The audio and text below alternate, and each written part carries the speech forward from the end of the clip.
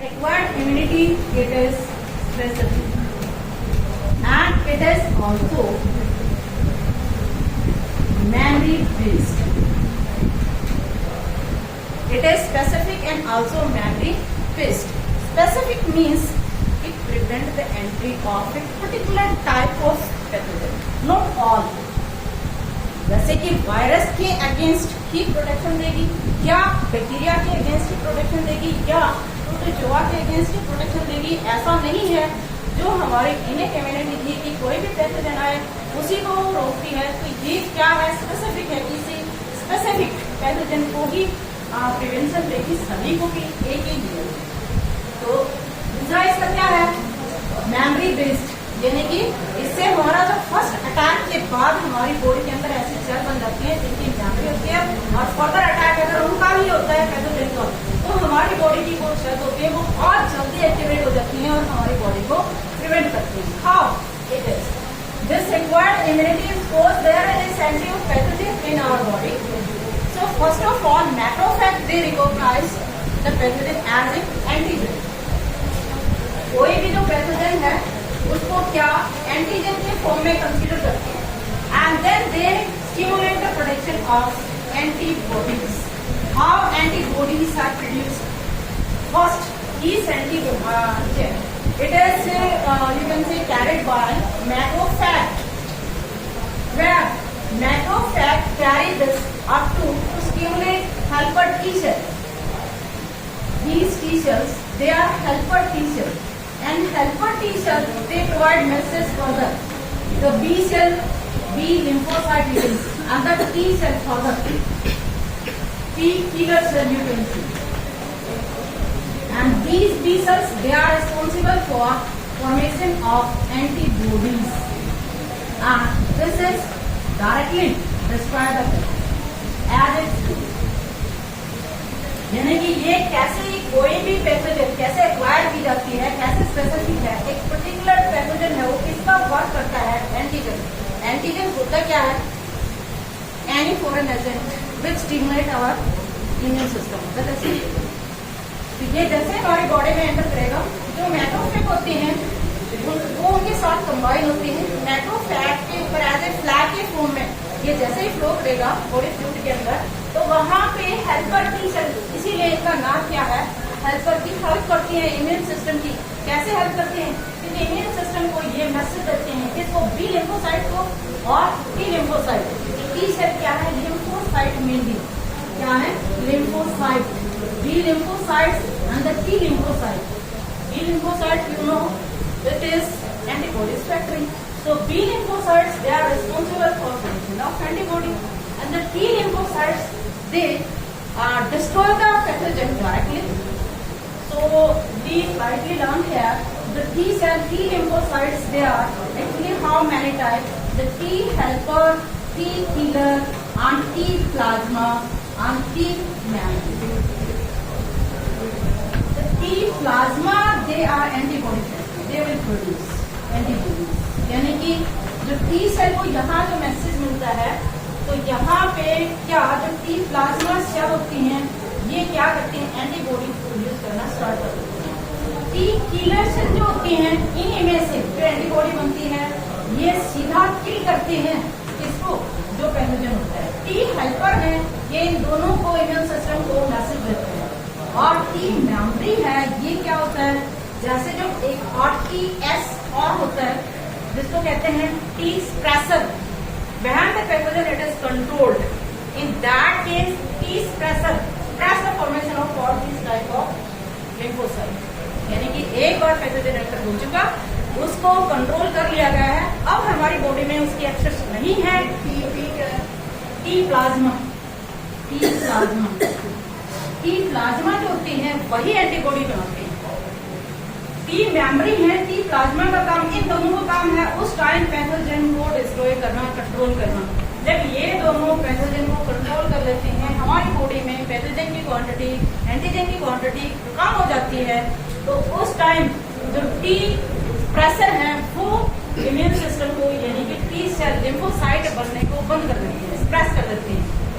फिर उस टाइम स्प्रेस होने के बाद ये दोनों नहीं बनेंगी, लेकिन T मेमोरी है वो क्योंकि यहाँ एक और इसी के अंदर टॉपिक आ जाता है क्या, response of our body when there is entry of the pathogen in our body, then our body also show some response and some symptoms. And the first kind symptom which appear after first attack of pathogen, that is named as the primary reaction. कि पहले attack के बाद जो हमारी body का response होता है, जो हमारी बॉडी में सिम्टम अपीयर होते हैं, तो वो जो रिस्पॉन्स है उसको क्या कहते हैं, प्राइमरी रिस्पॉन्स। क्या बोलते हैं, प्राइमरी रिस्पॉन्स। और प्राइमरी रिस्पॉन्स में ये सारे प्रोसेस होते हैं। This is the slow intensity response, यानी कि बहुत धीरे धीरे, लगभग 5 to 10 डेज इसमें लग जाते हैं सिम्टम अपीयर होने के। लेकिन इसके बाद ये सब कंट्रोल हो जाता है, स्ट्रेसर बन जाते हैं, स्ट्रेसर इसको स्ट्रेस कर देते हैं, तो उस टाइम क्या रह जाते हैं, टी मेमोरी। जो टी मेमोरी है ये एक्ट करती है। आगे कहीं फ्यूचर में उसी पैथोजन का फिर अटैक बॉडी के ऊपर होता है, तो T memory cell already activated होती है and they will rapidly produce all these T and it also stimulate the B lymphocytes, and the B lymphocytes they produce antibodies. ये एक्चुअली एंटीबॉडीज नहीं होता, सॉरी, इसके अंदर ये प्लाज्मा सेल्स होते हैं, सीधा किलर में ही चेंज होंगी, क्योंकि जो एंटीबॉडीज हैं बी लिम्फोसाइट बनाते हैं। ये रॉन्ग पॉइंट था, दोबारा से इसको आप देखें कि इसमें क्या था, antibodies they are produced by the B lymphocytes, not by T lymphocytes. These plasma cells directly converted into the killer cell, and the killer cell will kill the pathogen by production of pyrogen chemical. एक chemical होता है जो perforin, not pyrogen, this is perforin. Perforin क्या होता है, जो pathogen की body के ऊपर पोर बना देता है और उसको ब्रस्ट कर देता है, तो ये केमिकल कौन, किलर प्रोड्यूस करती है। ठीक है, तो ये कैसे, there are about 7 to 10⁸ type of antibodies in our body, so specific antibodies is produced against specific pathogen. इसीलिए इसको क्या कहा गया है, स्पेसिफिक है ये, क्योंकि एक एंटीबॉडी किसी एक टाइप की एंटीबॉडी है, वो एक टाइप के पैथोजन के अगेंस्ट ही बनेगी। यानी जो बैक्टीरिया के अगेंस्ट बनी है हमारी बॉडी में, वो वायरस को डिस्ट्रॉय नहीं करेगी, वायरस के अगेंस्ट बनी है वो बैक्टीरिया को डिस्ट्रॉय नहीं करेगी। तो ये जो सिस्टम है ये कंटिन्यूस ऐसे ही एक्टिव होता रहता है। और हमें ये पता है कि एंटीबॉडी है वो कहाँ होती है, ब्लड के अंदर, तो इसको क्या कहा जाता है, ह्यूमरल इम्यून सिस्टम। तो ये जो एक्वायर्ड इम्यूनिटी है, ये तो हम दो टाइप से भी कह सकते हैं, क्या, एक्टिव एंड द पैसिव। क्या है, एक्टिव एंड पैसिव। जैसे मेनली किसके बेस्ड है ये, एंटीबॉडी प्रोडक्शन में मोस्टली एंटीबॉडी है, वही आपकी किलर सेल है, वही डिस्ट्रॉय करती हैं। If antibody they are produced by individual himself, अगर खुद के द्वारा ही प्रोड्यूस की जाती है एंटीबॉडी, बॉडी स्वयं उसको प्रोड्यूस करती है, तो उसको क्या कहेंगे, एक्टिव कहेंगे। And if readymade antibodies they are introduced by injection in the body, that is termed as the passive. अगर एंटीबॉडी है वो बाहर से डाली जाती है, रेडीमेड डाली जाती है, तो उसको कहेंगे पैसिव। और अगर उसको हमारी बॉडी स्वयं प्रोड्यूस करती है, तो उसको क्या कहेंगे हम, active. So both types they are acquired. Yes, and out. And out. तो इसकी टाइप एक्वायर्ड की दो टाइप आ जाती हैं। एक्वायर्ड में मैंने आपको बताया है कि भाई एंटीबॉडी मेनली प्रोड्यूस होती है, तो वो एंटीबॉडी बॉडी स्वयं प्रोड्यूस करती है, तो उसको हम क्या कहेंगे, एक्टिव। और कई बार क्या होता है कि बाहर से भी लेनी पड़ जाती है, कैसे, such as in case of snake bite, there are no time. In that case, antitoxin injection is given to the patient to neutralize the toxin which is present in the body of patient. यानी कि उस time हमें antitoxin देना पड़ेगा। तो antitoxin है actually वो क्या है, एंटीबॉडीज। वो क्या है, एंटीबॉडीज जो टॉक्सिन को डिस्ट्रॉय करती है। वहाँ टॉक्सिन एंटीजन का ही वर्क कर रहा है, तो एंटीजन को डिस्ट्रॉय करने के लिए एंटीबॉडी हम बाहर से रेडीमेड दे रहे हैं। तो ये क्या होती है, पैसिव। इसको प्रोड्यूस कैसे करते हैं, इन दोनों में ही, जैसे एक्वायर्ड इम्यूनिटी को either bye infection and disease, यानी कि पर्सन खुद किसी भी इन्फेक्शन से कर सकता है। वो कैसे, कोई भी जैसे कोरोना केसेस में किसी को अगर कोरोना हो गया है या कोई भी डिजीज आप ले लीजिएगा तो उसके बाद नहीं होता, और वो बहुत सारी एंटीबॉडी मेमोरी है, वो कैसा होता है, कुछ की लाइफ काफी लॉन्ग होती है, 2 से 5 साल तो हर मेमोरी के लिए है।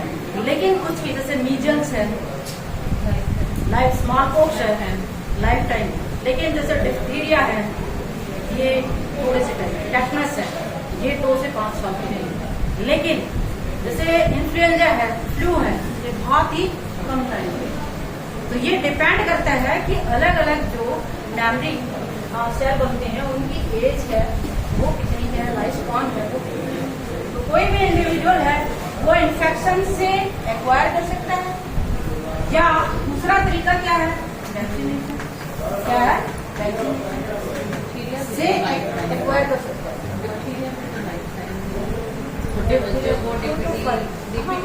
या बूस्टर डोज दी जाती है, बूस्टर डोज वैक्सीनेशन